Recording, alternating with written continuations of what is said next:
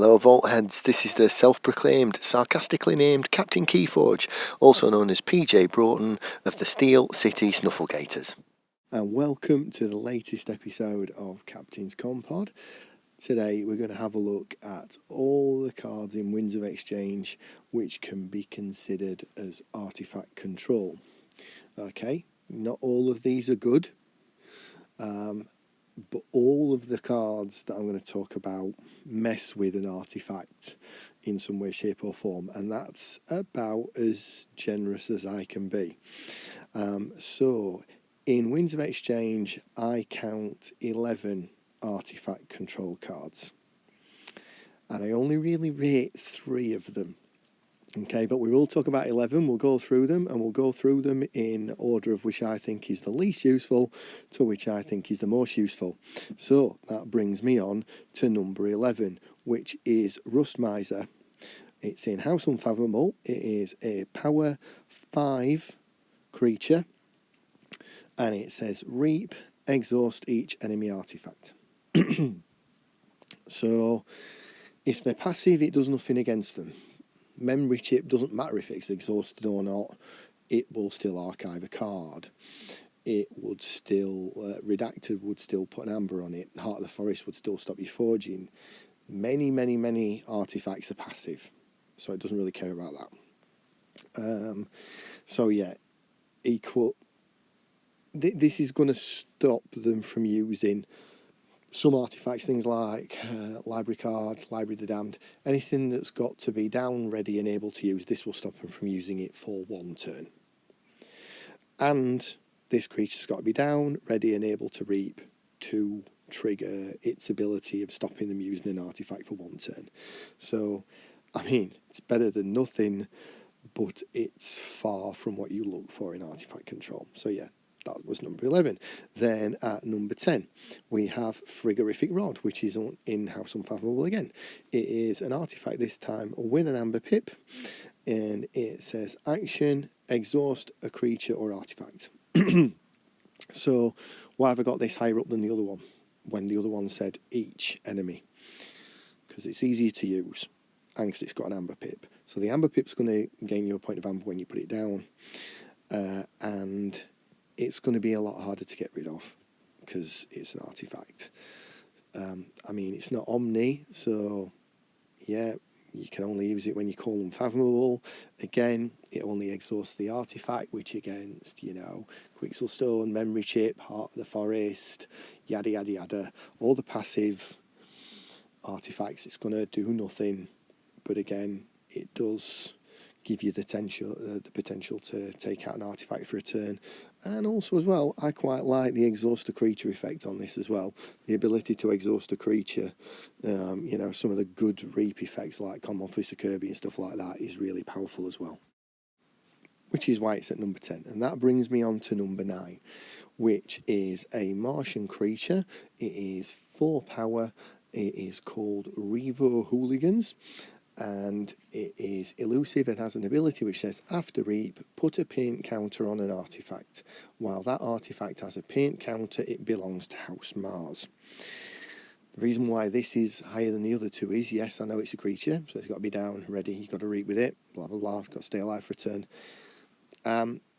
Putting a Mars token on an artifact could almost take it out of the game.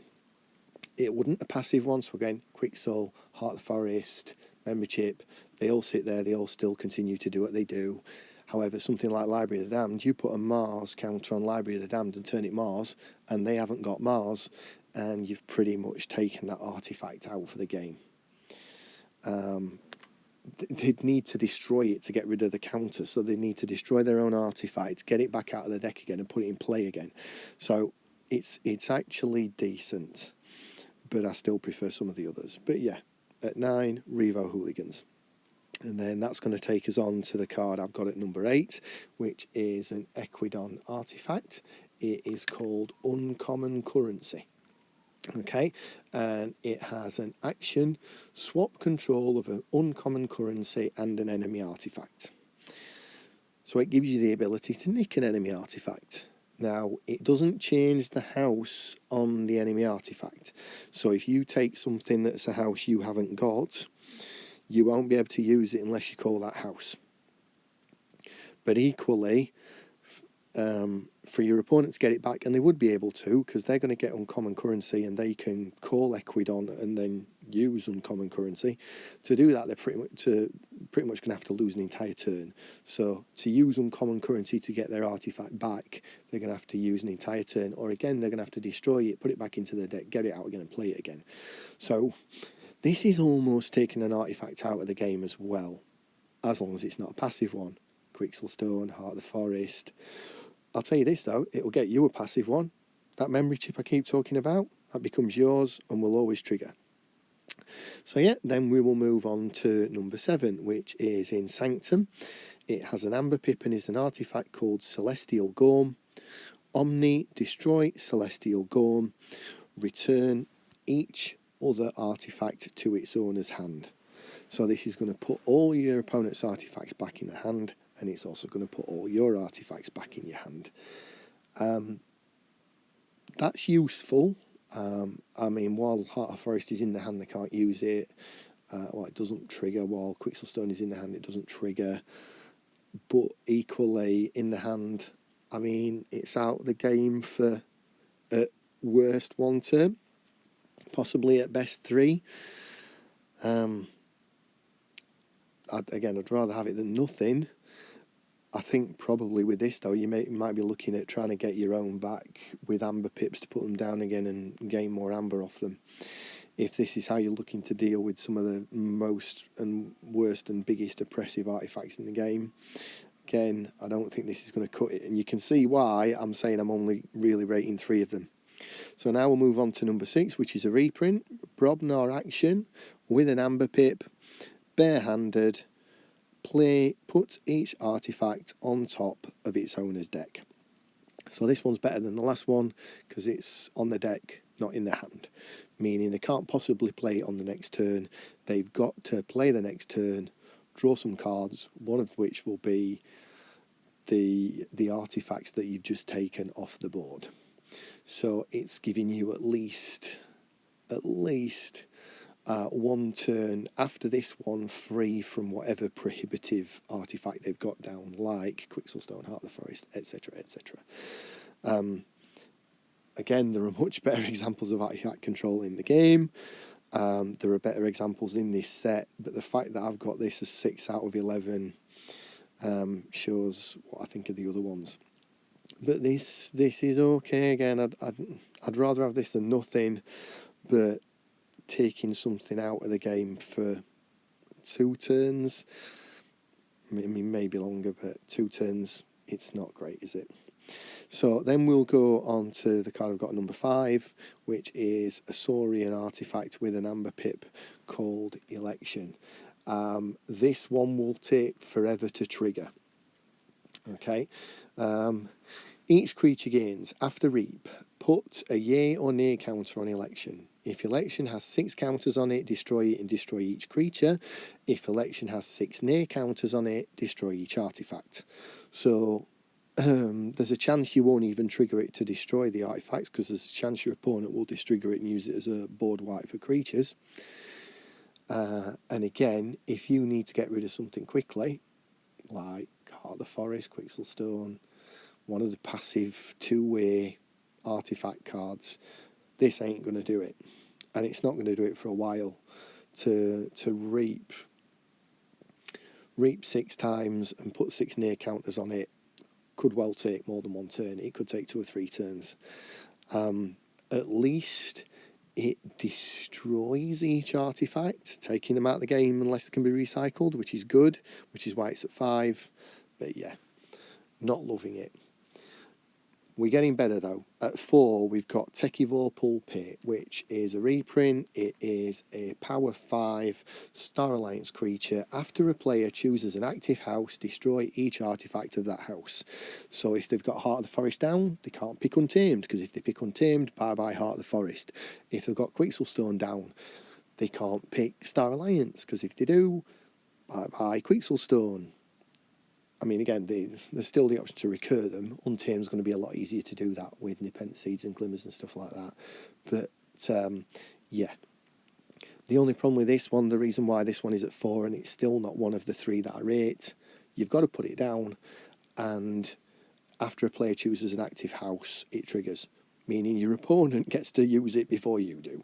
So your opponent is actually going to get the first shot at using this for artifact control out of the 2 of you, not you. You put it down. If it survives your opponent's turn and they use it to destroy some artifacts, then you will finally get to use it. So again, hardly brilliant, but we're getting there now. At 3, and useful, is a Mars reprint. No Amber Pip, action card, destroy them all. Play, destroy an artifact, a creature, and an upgrade. There we go. This is what we want from artifact control. I put my card down, your artifact is removed from the game. Brilliant. This is why I only rate 3 of them. I do think the other 2 are better than this, but this is good.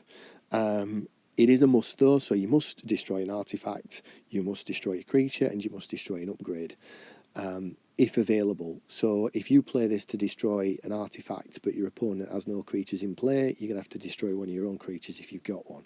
If you have a creature and an upgrade on another creature, you'd probably be better destroying the creature with the upgrade on it, but if you don't, you could end up having to destroy your own upgrade and your own creature just to get at their artifact.